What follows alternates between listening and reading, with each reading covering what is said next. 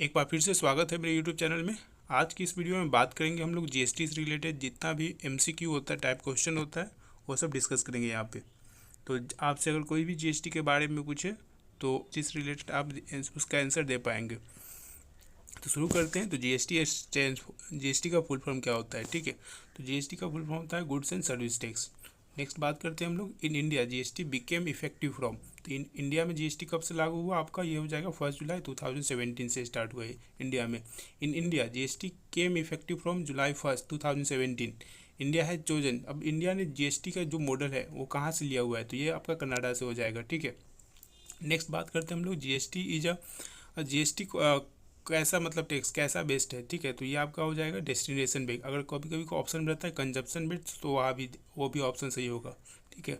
Next बात करते हैं हम लोग India GST. Indian GST model has blank rate structure, ठीक है। तो यह आपका हो जाएगा 4, ठीक है। 4 तरह के आपका रेट यहाँ पे इंडिया में अप्लीकेबल, ठीक है। इसका आंसर जैसे कि आपको देख पा रहे होंगे आपका 5%, 12%, 18% और 28%, ठीक है। ये 4 तरह का रेट इंडिया में अप्लीकेबल है। उसके बाद बात करते हैं what does I stands for in I GST. तो आई जीएसटी में क्या होता है, आई से इंटीग्रेटेड, ठीक है, इंटीग्रेटेड जीएसटी, जो कि एक स्टेट से दूसरे स्टेट के जो भी ट्रांजेक्शन होगा उसमें लगता है ये आई जीएसटी। बात करते हैं how many types of taxes will be in Indian GST. तो ये आपका 3 हो जाएगा। एक आपका एस जीएसटी, सी जीएसटी और आई से इंटीग्रेटेड जीएसटी। एस से स्टेट जीएसटी और सी से सेंट्रल जीएसटी, ठीक है। नेक्स्ट बात करते हैं हम लोग first announcement to introduce GST by 2010 is made in which year, ठीक है। तो ये आपका हो जाएगा 2000, इसका 2006 हो जाएगा, ठीक है। 2000 में फर्स्ट डिस्कस किया गया था, लेकिन अनाउंसमेंट ये 2006 में हुआ। जैसे कि यहाँ पे आप लोग देख पा रहे होंगे लिखा हुआ है इन 2000 idea of adopting GST was first suggested by Atal Bihari Vajpayee government, ठीक है। अटल बिहारी वाजपेयी गवर्नमेंट के द्वारा सजेस्ट किया गया था, लेकिन जब अनाउंसमेंट कब हुआ इसका 2006 में। 2006 से 2007 जो बजट का सेशन था उस समय, लेकिन ऐसे जो भी आंसर होगा फरवरी 2006, ठीक है। आगे बढ़ते हैं हम लोग। विच of the following tax is not like से मिला दिया गया है, ठीक है। तो कौन सा टैक्स नहीं मिलाया गया, तो ये आपका हो जाएगा स्टाम्प ड्यूटी। स्टाम्प ड्यूटी जो स्टेट जो लेती है, ठीक है, वो सब।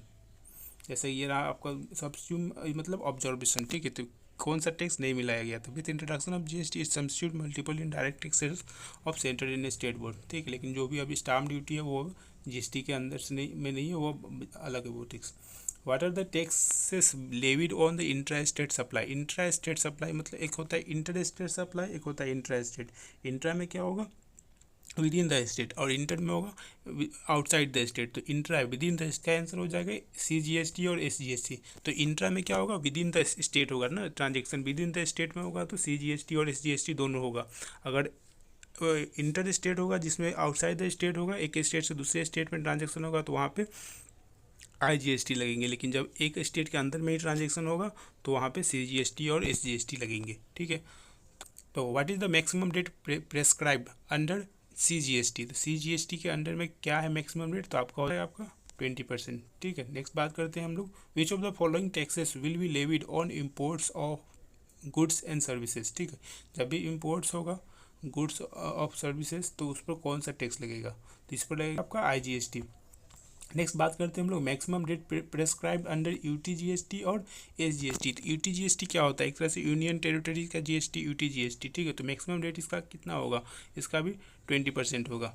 नेक्स्ट बात करते हैं हम लोग how will the goods and services be classified under GST regime में। तो जीएसटी रेजिम के अंदर में गुड्स को कैसे क्लासिफाइड किया जाता है, इसका आंसर एसएससी और एसएसएन कोड, ठीक है। ये एक तरह का कोड होता है, इसका हम लोग फुल फॉर्म नेक्स्ट वीडियो में बात करेंगे, डिस्कस करेंगे, ठीक है। तो इस यहाँ पे दिया हुआ है एसएसएन कोड स्टैंड फॉर, तो इसका हार्मोनाइज सिस्टम ऑफ नोमेनक्लेचर होता है, ठीक है। एसएसएन कोड एक तरह का कोड होता है। उसके बाद एसएसी कोड, ठीक है, ये होता है आपका system accounting code, sorry services accounting code. उसके बाद हम लोग बात करते हैं next can person apply for registration without PAN. अब देखिए कोई भी अगर आप सपोज इनकम टैक्स फाइल करने जाते तो आपको पैन कार्ड का रिक्वायरमेंट होता है। सेम उसी तरह अगर आपको जीएसटी चाहिए नंबर, ठीक है, तो आपको पैन कार्ड की जरूरत होगा। तो विदाउट पेन नॉट पॉसिबल, ठीक है, तो नो आंसर हो जाएगा। Is there any ceiling limit prescribe on the rate under IGST, तो IGST के अंदर में सीलिंग लिमिट कितना है, तो ये आपका हो जाएगा 40% सीलिंग लिमिट, इससे ज़्यादा नहीं हो सकता है। ठीक है, अब बात करते हैं हम लोग विच of the following is an intra state supply. Intra state supply में क्या होता है, विद इन द स्टेट, और इंटर होगा तो आउटसाइड द, इंट्रा है विद इन द स्टेट, तो आप देख सकते हैं विद इन द स्टेट कौन सा होगा। ठीक है, जैसे कि ऑप्शन 3 देख पा रहे, supplier of goods located in Goa and place of supply of goods in Goa. ठीक है, तो ये हो जाएगा with in the state, intra state. उसके बाद बात करते हैं place of supply in case of installation of elevators. ठीक है, तो where the installation of elevator image, where the address of recipient mention in the invoice. Place of supply पूछा ना, where the delivery of elevator is taken, where the movement of elevator commences from the supplier, where the installation of elevator is made. ठीक है, उसके बाद अब पूछ रहा है what is the location of supply of cash of importation of good. ठीक है, तो इसका आंसर हो जाएगा लोकेशन ऑफ इम्पोर्टर। नेक्स्ट हम लोग बात करते हैं what is the threshold limit of turnover in the preceding financial year for opting to pay tax under composition scheme. ठीक है, स्कीम होता है बहुत सारा। अब सपोज मान लीजिए आप टैक्स जो पे करते हैं उसमें भी बहुत सारे स्कीम ऑप्ट किए जाते हैं कि आप ये स्कीम ऑप्ट करके ये पेमेंट करेंगे, ऐसा मतलब टैक्स स्ट्रक्चर होगा। ठीक है, तो ऐसा ही GST में भी होता है। तो इसमें थ्रेशोल्ड लिमिट पूछा कितना होता है थ्रेशोल्ड, इसका ऑप्शन हो जाएगा सी। तो बात करते हैं कि थ्रेशोल्ड लिमिट। ठीक है, तो यहाँ पे जैसे एक्सप्लेनेशन देख पा रहे होंगे, businesses dealing only in goods can only opt for composition scheme. ठीक है, अगर जो भी बिजनेसेस होगा जो कि गुड्स में डीलिंग करता होगा वो कॉम्पोजिशन स्कीम को चूज कर सकता है। Services provided have been kept outside the scope of scheme, जो भी सर्विस प्रोवाइडर होगा वो कॉम्पोजिशन स्कीम चूज नहीं करेगा। Composition scheme for only do for those who are dealing with the goods not services. ठीक है, अब यहाँ पे कुछ टर्नओवर दिया हुआ है। ठीक है, लेकिन जो भी इसका थ्रेशोल्ड लिमिट है वो कितना है 1.5 करोड़। ठीक है, अब डिस्कस करते हैं हम लोग question number 23, what is the rate applicable under CGST to registered person being a hotelier opting to pay taxes under composition scheme. तो इसका आंसर हो जाएगा आपका सी। ठीक है, तो 2.5%।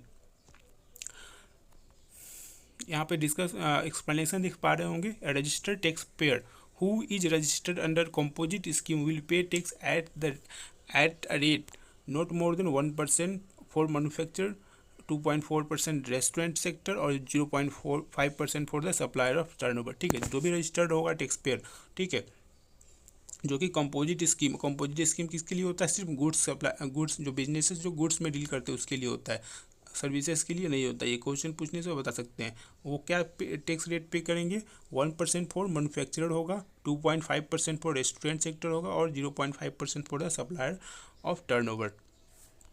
नेक्स्ट डिस्कस करते हैं हम लोग who are mandatory required to obtain registration. ठीक है, तो किसको, एवरी पर्सन तो मैंडेटरी यहाँ पूछा। ठीक है, मैंडेटरी के बारे में पूछ रहा है, किसको ज़रूरी है कि हाँ उसे रजिस्ट्रेशन लेना ही पड़ेगा। इसका आंसर हो जाएगा आपको बी, फॉर एन एग्रीकल्चरिस्ट और exclusively engage in supply exempt goods और services is not required and for others if specified threshold limit exceed in a financial year. ठीक है, जिसका भी थ्रेश जो भी लिमिट होगा, एक तरह का प्रिस्क्राइब्ड लिमिट होगा, वो एक्सीड करेगा उसको चाहिए, एग्रीकल्चरिस्ट के लिए नहीं चाहिए। ठीक है, एग्रीकल्चरिस्ट में भी जो भी एग्जेम्प्टेड गुड होगा जो सप्लायर का होगा उसके लिए नहीं चाहिए और बाकी ठीक है। क्वेश्चन नंबर 25 देखते हैं हम लोग, which one of the following is true. ठीक है, तो कौन सा सही है।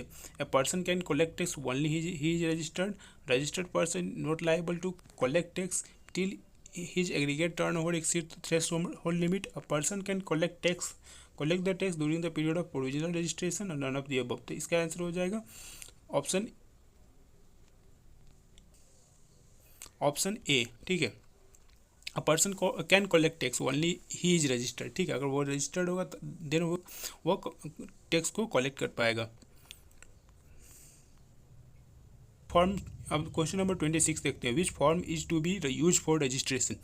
रजिस्ट्रेशन के लिए कौन सा फॉर्म यूज किया जाता है, तो आपका हो जाएगा answer option C, form GST registration 01। ठीक है, नेक्स्ट हम लोग देखते हैं PAN issued under the income tax act is mandatory for grant of registration, ठीक है। It is one of the document listed, yes, but non-resident taxable person may be granted registration on the basis of any other document, no for।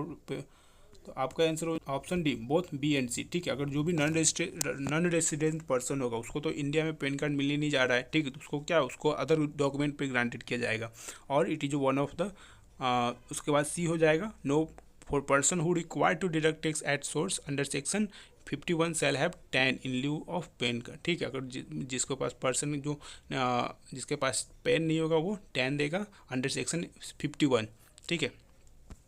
Next बात करते हैं हम लोग, for an e commerce operator registration threshold limit is, ठीक है। E commerce operator के लिए registration threshold limit कितना होगा, ठीक है। तो इसका आंसर हो जाएगा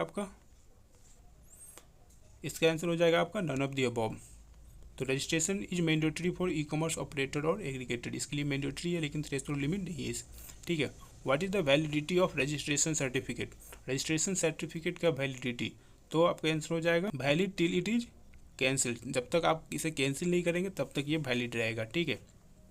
उसके बाद बात करते हैं which of the following requires amendment in the registration certificate, तो इसका आंसर आपका हो जाएगा ऑल ऑफ द अबव, ठीक है। Change of name of registered person, उसमें भी अमेंडमेंट करना पड़ेगा। Change in constitution of registered person, switching over from composition scheme to normal scheme और वाइस वर्सा, सब में क्या चाहिए, अमेंडमेंट, ठीक है। Which of the following require amendment in the registration certificate, अगर कुछ भी चेंज करेंगे तो वहाँ पे आपको फॉर्म फिलअप करके सबमिट करना पड़ेगा।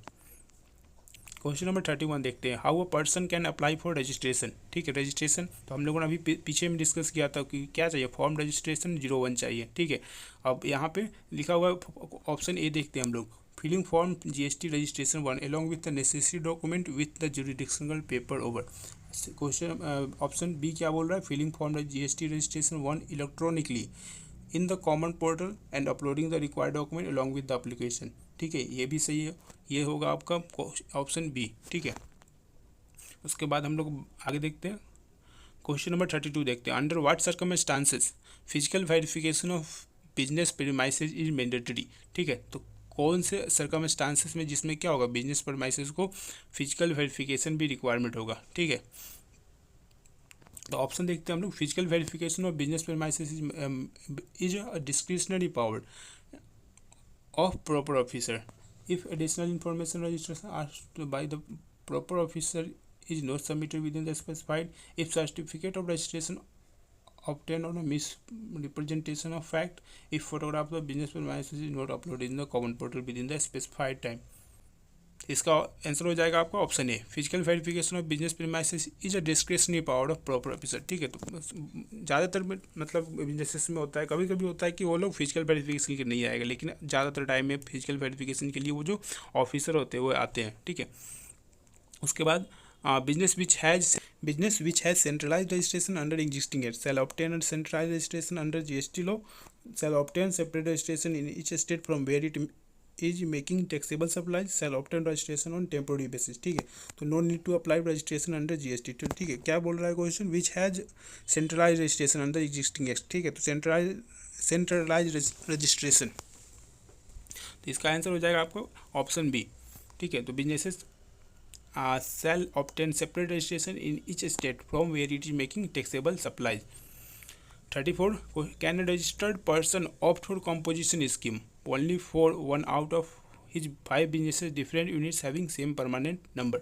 तो इसका आंसर हो जाएगा आपका, ठीक है। अगर एक आदमी के पास, ठीक है, या एक मतलब पैन पे 5 बिजनेस डिफरेंट क्या वो रजिस्टर नहीं कर सकता, जैसे कि आप लिखा can registered person opt for composition scheme only for 1 out of his 5 businesses different units having same permanent, ठीक है। अगर सेम परमानेंट अकाउंट से 5 डिफरेंट बिजनेस होंगे तो वो एक के लिए कॉम्पोजिशन स्कीम वो ऑप्ट नहीं कर सकता, ठीक है। उसके लिए सभी के लिए चाहिए होगा। Can a registered person under composition scheme claim input tax credit, तो इसका आंसर हो जाएगा बी, ठीक है। No can a registered person under composition scheme claim input tax credit, no, ठीक है।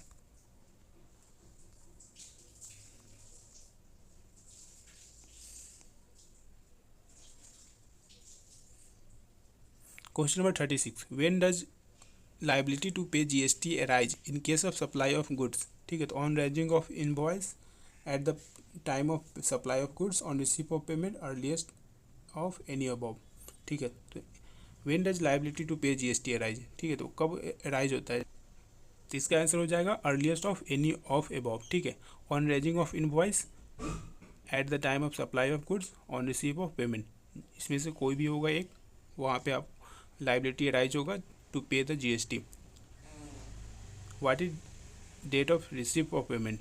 ठीक है, तो इसका आंसर हो जाएगा आपका C, earlier of A and B. ठीक है, तो date of entry in the books, date of payment credited into bank account. Next हम लोग बात करते हैं the value of supply of goods and services shall B.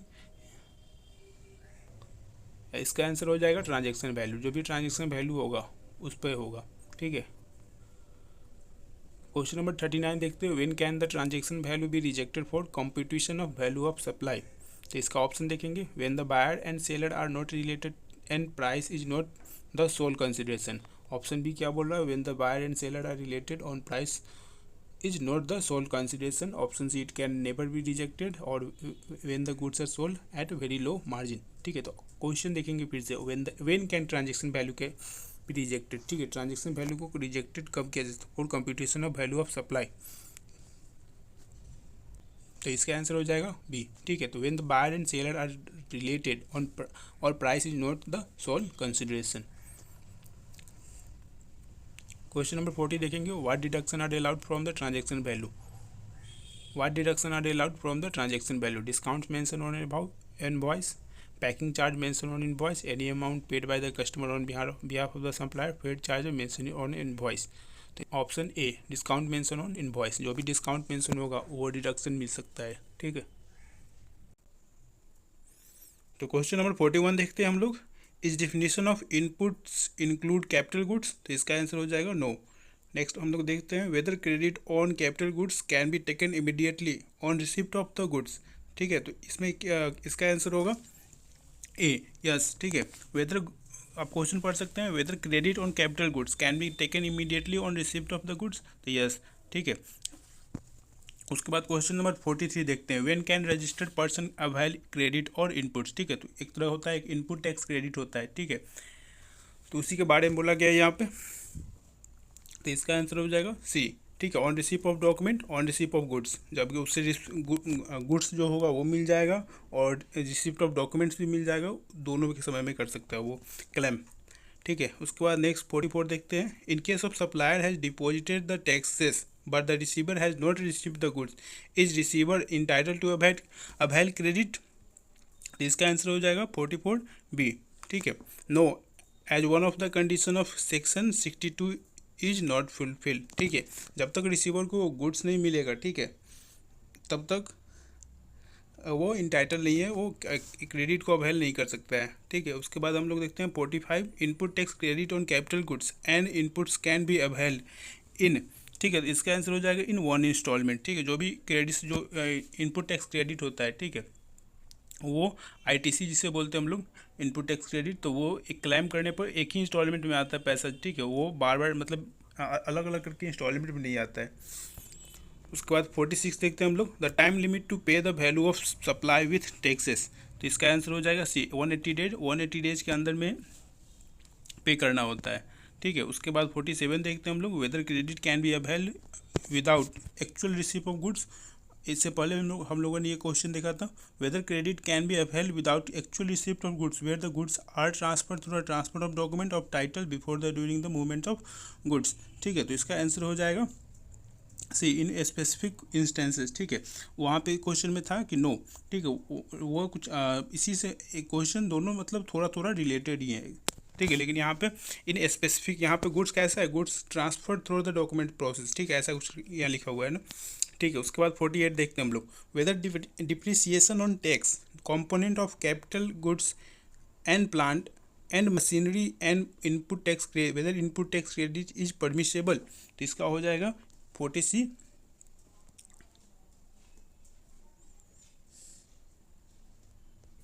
48C, input tax credit is eligible if depreciation on tax component is not avail. ठीक है। 49 देखते हैं हम लोग। For capital goods proportionate credit is allowed, ठीक है। तो 49 A for business and non business purpose. For 50 banking company और financial institution have option of claiming ITC। तो इसका आंसर हो जाएगा एक्चुअल क्रेडिट और 50% क्रेडिट। क्वेश्चन नंबर 51 देखते हैं हम लोग। कैन बैंकिंग कंपनी और financial institution withdraw the option of availing actual credit और 50% credit any time in the financial year. तो इसका आंसर हो जाएगा नो, ठीक है। कोई भी बैंकिंग कंपनी और नेक्स्ट देखते हैं हम लोग 52। एनी इनपुट टैक्स पेड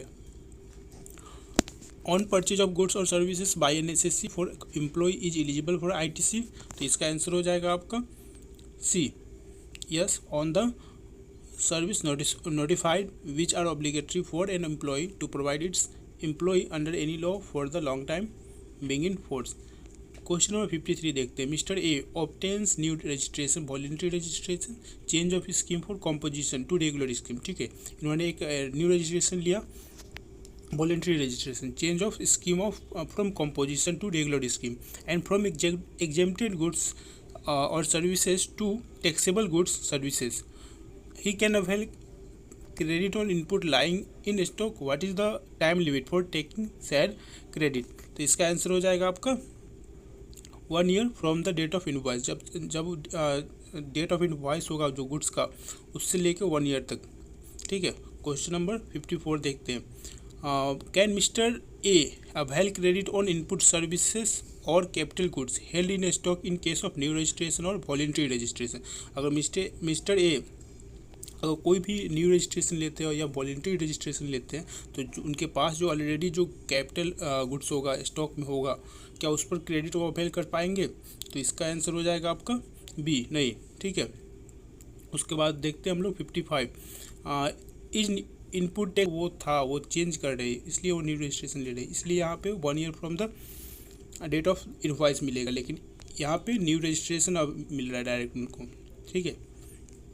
55 देखते हैं। Is input tax to be reversed in case of supply of goods, supply of capital goods, ठीक है। तो यहाँ पे हो जाएगा आपका yes, to the extent of credit taken as reduce by prescribed percentage और tax on transaction value which ever is higher, ठीक है। उसके बाद क्वेश्चन नंबर 56 देखते हैं। The time limit beyond which if goods are not return the input Saint for job work shall be treated as supply. तो एक time limit क्या होगा ये पूछा जा रहा है यहाँ पे। तो इसका आंसर हो जाएगा 1 ईयर, ठीक है। 1 साल तक का टाइम लिमिट रहता है।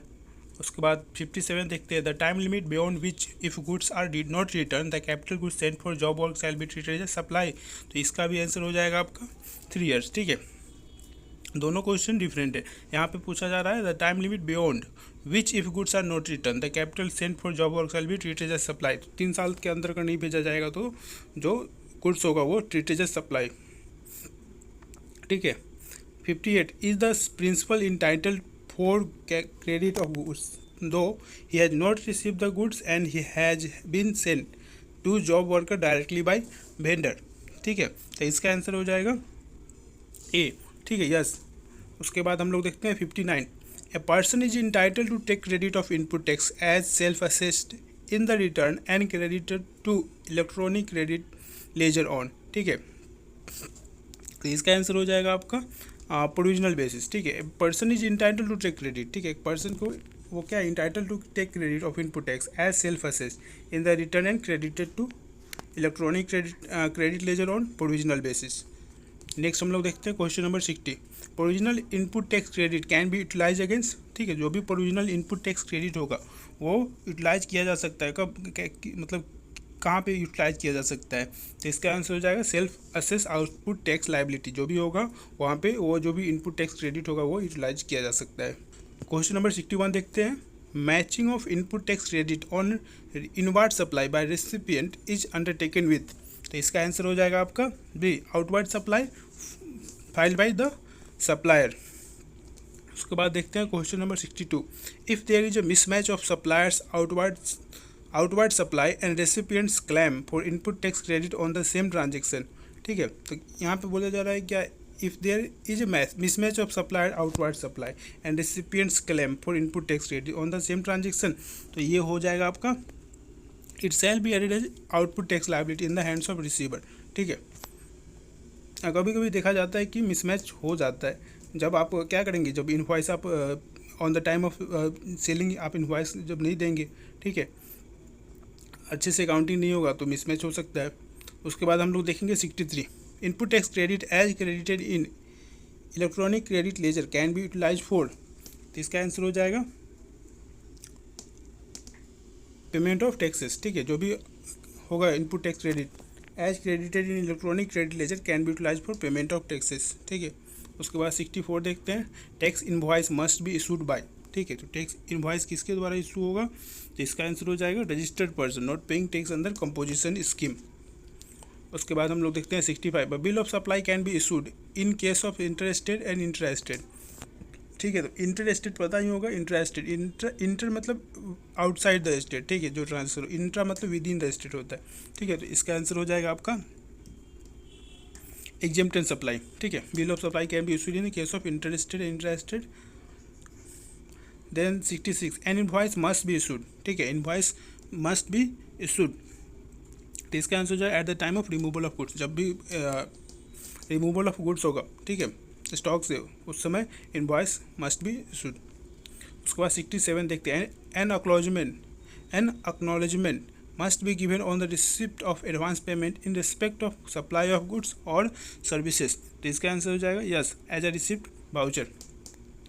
उसके बाद देखते हैं question number 68 a continuous supply of goods requires on one of the following as a must. ठीक है, तो continuous supply of goods requires one of the following as a must, कहाँ पे continuous supply of goods required मतलब ज़रूरी है। ठीक है, तो इसका आंसर हो जाएगा सप्लायर इनवॉइस से द रिसिपिएंट ऑन रेगुलर और पीरियोडिक बेसिस। ठीक है, उसके बाद देखते हैं question number 61 the registered recipient must issue an invoice in the following cases. ठीक है, जो भी रजिस्टर्ड रेसिपिएंट होंगे वो क्या करेंगे, इशू करेंगे invoice in the following cases. ठीक है, तो ये आपका आंसर हो जाएगा all of the above cases में उनको इशू करना पड़ेगा। The supplier fail to issue an invoice, the supplier unregistered, the goods और services receive notified for tax on reverse charge basis. ठीक है, इससे पहले जो क्वेश्चन था उसमें क्या था, वो डिफरेंट था। ठीक है, उसके बाद क्वेश्चन नंबर 70 देखते हैं in case of goods sent on sale on approval basis invoices has to be issued. ठीक है, तो क्वेश्चन नंबर 70 इसका आंसर हो जाएगा C when the recipient accept the goods और 6 months from the date of supply which ever is earlier. ठीक है, question number 70 देखते हैं हम लोग the books and other records under section 35 are to be maintain at. ठीक है, तो ये कहाँ पे मेंटेन किया जाएगा, principal places of business mention in the certificate of registration. जो भी सर्टिफिकेट ऑफ रजिस्ट्रेशन के लिए आप वो करते हैं, अप्लाई करते हैं, उस समय आपको जो प्लेस है बिजनेस का वो मेंशन करना पड़ता है, तो वहीं पे आपको क्या करना पड़ेगा, मेंटेन करना पड़ेगा। ठीक है, 72 देखते हैं accounts are required to be maintain in. ठीक है, accounts are to be required in maintained in, तो ये हो जाएगा मैनुअल एंड इलेक्ट्रॉनिक फॉर्म। ठीक है, आपको मैनुअली आपको रजिस्टर पर और इलेक्ट्रॉनिक फॉर्म में दोनों में करना पड़ेगा। ठीक है, उसके बाद देखते हैं 73 can all the records be maintain in electronic form, तो इसका आंसर हो जाएगा B only authenticated by digital signature. ठीक है, जो भी डिजिटल सिग्नेचर के द्वारा ऑथेंटिकेटेड होगा तो वो इलेक्ट्रॉनिक फॉर्म में आराम से रिकॉर्ड किया जा सकता है। ठीक है, 74 देखते हैं first return file under GST is. ठीक है, तो इसका आंसर हो जाएगा GSTR 3B, तो ये हो जाएगा आपका। ठीक है, उसके बाद नेक्स्ट हम लोग करते हैं the details of outward supply of goods और services shall be submitted by. ठीक है, तो जो भी डिटेल्स होगा आउटवर्ड सप्लाई ऑफ गुड्स का, ठीक है, वो कब सबमिट किया जाएगा, तो ये इसका आंसर हो जाएगा 10th ऑफ सक्सीडिंग मंथ। ठीक है, उसके बाद देखते हैं हम लोग 76 every registered taxable person shall be entitle to take credit on input tax in his return and such input tax credit shall be credited to. ठीक है, तो इसका आंसर हो जाएगा आपका इलेक्ट्रॉनिक क्रेडिट लेजर। ठीक है, जो भी होगा आप जो भी रजिस्टर्ड पर्सन होगा टैक्सेबल पर्सन, ठीक है, वो इंटाइटल टू टेक क्रेडिट, वो इनपुट टैक्स क्रेडिट क्लेम कर पाएगा जब कि वो जब कब करेगा, जब वो credit of input tax in his return and such input tax credit shall be credited to, ठीक है। जो भी इनपुट टैक्स क्रेडिट रिटर्न आएगा वो इलेक्ट्रॉनिक क्रेडिट लेजर में जमा होगा। उसके बाद 77 का देखते हैं, any registered taxable person who fails to furnish the details and file the return with in the due date prescribed shall be liable to, ठीक है। जब भी वो फेल होगा, ठीक है, टैक्स फाइल करने के फाइल नहीं कर पाएगा, ठीक है, देन उसको फाइन देना पड़ेगा, वो भी होगा late fee of 100 for every day up to 5000, ठीक है। उसके बाद 78 देखते हैं, विच ऑफ दिस रजिस्टर्स और लेजर्स आर मेंटेन ऑनलाइन, तो इसका आंसर हो जाएगा D, all of them cash ledger, credit ledger, tax liability register, ये सभी को ऑनलाइन मेंटेन किया जाता है। उसके बाद 79 payment made through challan will be credited to which registers और लेजर, तो इसका आंसर हो जाएगा आपका सी, इलेक्ट्रॉनिक कैश लेजर, ठीक है। जो भी पेमेंट मेड थ्रू चालान वो भी कहाँ पे क्रेडिट होगा, इलेक्ट्रॉनिक कैश लेजर में। उसके बाद balance in electronic credit ledger can be utilise against which liability, ठीक है, तो इसका आंसर हो जाएगा आउटपुट टैक्स पेएबल, जो भी आउटपुट टैक्स पेएबल होगा उसके। Balance in electronic credit ledger under IGST can be utilise, ठीक है, अगेंस्ट, ठीक है, जो भी balance in electronic credit ledger होगा अंडर IGST वो इंटीग्रेटेड GST बोलते हैं हम लोग, ठीक है, 81, तो इसका आंसर हो जाएगा आपका सी, IGST, CGST, SGST, जो भी IGST से इनपुट टैक्स क्रेडिटेड होगा, ठीक है, वो सभी के लिए यूटिलाइज किया जा सकता है, ठीक है, IGST में। नेक्स्ट हम लोग बात करते हैं balance electronic credit ledger under CGST can be use. अब CGST से जो भी इनपुट टैक्स क्रेडिट होगा, ठीक है, वो कहाँ पे यूटिलाइज किया जा सकता है, तो इसका आंसर हो जाएगा CGST एंड IGST में। IGST से मिलने से तीनों में, IGST, CGST, SGST, लेकिन CGST से मिलने जो भी मिलेगा रिटर्न वो होगा CGST और IGST के लिए। उसके बाद 83 देखते हैं, balance in credit ledger under SGST can be. अब SGST से जो भी आएगा रिटर्न, ठीक है, वो कहाँ पे यूटिलाइज किया जा सकता है, SGST और IGST में, ठीक है। CGST से मिलने से CGST और IGST में, IGST से मिलने से तीनों में। उसके बाद 84 what is the due date for payment of tax, ठीक है, तो ड्यू डेट क्या होगा पेमेंट ऑफ टैक्स का, तो C within 20 days of subsequent month. उसके बाद what is the date of TDS का क्या रेट, ठीक है, तो इसका 85, इसका आंसर हो जाएगा 1%। उसके बाद who is considered as an e-commerce operator who dash digital और इलेक्ट्रॉनिक फैसिलिटी और प्लेटफॉर्म फॉर इलेक्ट्रॉनिक कॉमर्स, तो इसका आंसर हो जाएगा D, all of the above, ठीक है, ऑल ऑफ दी अबव बोल सकते हैं या एनी ऑफ दी अबव, ठीक है। जो भी होगा ई कॉमर्स ऑपरेटर वो क्या कर सकता है, मैनेज करता होगा डिजिटल और इलेक्ट्रॉनिक फैसिलिटी, ऑपरेट करता होगा या ऑन करता होगा, ठीक है। उसके बाद 87 देखते हैं, when e commerce operator is required to register under GST, ठीक है, तो इसका आंसर हो जाएगा it is mandatory to register irrespective of threshold limit, ठीक है। आपका ये क्या एक तरह से मैंडेटरी है इरेस्पेक्टिव ऑफ थ्रेशोल्ड लिमिट के हो या ना हो, अगर लिमिट ज़्यादा होगा तो आपको टैक्स देना पड़ेगा, ठीक है। उसके बाद 88 देखते हैं, refund will not be allowed in case of, ठीक है, तो इसका आंसर हो जाएगा exports made on payment of tax. 89 देखते हैं, the tourist can claim refund of the following taxes paid, ठीक है, जो टूरिस्ट होगा, ठीक है, वो क्या करेगा, क्लेम कर पाएगा, नहीं कर पाएगा। वो जो बाहर से आया टूरिस्ट, वो घूमने के लिए आया, उसके पास वो रिफंड क्लेम नहीं कर पाएगा, ठीक है। 90 देखते हैं, how many countries have dual GST model, ठीक है, तो इसका आंसर हो जाएगा नन ऑफ द अबव। ऐसे मेनली दो या तीन कंट्री है जिसके जो डुअल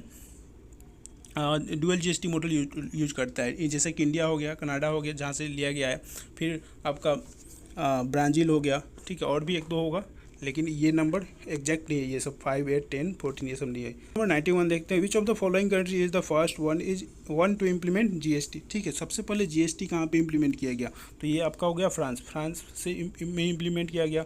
फिर उसके बाद कनाडा से हम लोगों ने अडोप्टेड किया डुअल GST मॉडल, ठीक है। उसके बाद 92 देखते हैं, which of the following country has maximum GST tax slab, ठीक है, तो ये आपका इंडिया में ही है, ठीक है। उसके बाद 92 के बाद देखते हैं 93, विच of the following country has the second highest tax slab, ठीक है, फर्स्ट तो इंडिया हो गया, सेकेंड हाईएस्ट टैक्स स्लैब कहाँ पे है, तो ये हो जाएगा आंसर आपका अर्जेंटीना, ठीक है। जो भी डेवलपिंग कंट्री होता है, ठीक है, डेवलपिंग कंट्री मतलब डेवलप नहीं हुआ है, ठीक है, या अंडर डेवलप कंट्री होगा, वहाँ पे टैक्स स्लैब रेट हाई होता है, ठीक है। जो कि डेवलप हो गया वहाँ पे टैक्स स्लैब रेट लो होता है। उसके बाद 94 में देखते हैं the tax IGST charge by dash government, ठीक है। तो IGST कब इंटीग्रेटेड GST, ठीक है। तो इसका आंसर हो जाएगा सेंट्रल, ठीक है। जो इंट्रा स्टेट ट्रांजेक्शन होता है तब, ठीक है। उसके बाद द मैक्सिमम रेट प्रेस्क्राइब,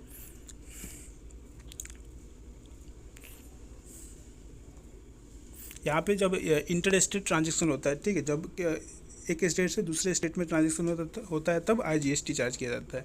उसके बाद द मैक्सिमम रेट प्रेस्क्राइब अंदर IGST नाउ इज, ठीक है। तो ये हो जाएगा आंसर आपका 28%, ठीक है। उसके बाद in India GST was first propose in, ठीक है। इंडिया इम्प्लीमेंट कब हुआ 2017 1 जुलाई, लेकिन फर्स्ट प्रपोज कब किया गया, तो इसका आंसर हो जाएगा डी 2000 में, ठीक है। उसके बाद GST comes under which amendment bill, ठीक है। GST comes under which amendment bill, तो इसका आंसर हो जाएगा 122, ठीक है। उसके बाद 98 देखते हैं which under which act GST was introduce, ठीक है। कौन से एक्ट के अंडर में GST इंट्रोड्यूस किया गया, तो ये हो जाएगा इसका 101। उसके बाद GST council formation based on article number, ठीक है। GST काउंसिल फॉर्मेशन जो GST काउंसिल का फॉर्म किया गया, बनाया गया, वो कौन से आर्टिकल पे बेस है, तो इसका आंसर हो जाएगा बी 279A, ठीक है। इसके बाद देखते हैं हम लोग 100, ठीक है। The head quarters of GST council is, ठीक है। तो GST काउंसिल का हेड क्वार्टर कहाँ पे है, न्यू दिल्ली में। जो भी आपका गवर्नमेंट जो भी रिलेटेड होता है वो ज़्यादातर न्यू दिल्ली में ही होता है। तो ये रहा 100 क्वेश्चन रिलेटेड टू GST, ठीक है। अगर वीडियो को अच्छा लगा तो लाइक, सब्सक्राइब और कमेंट करें। Thank you for watching.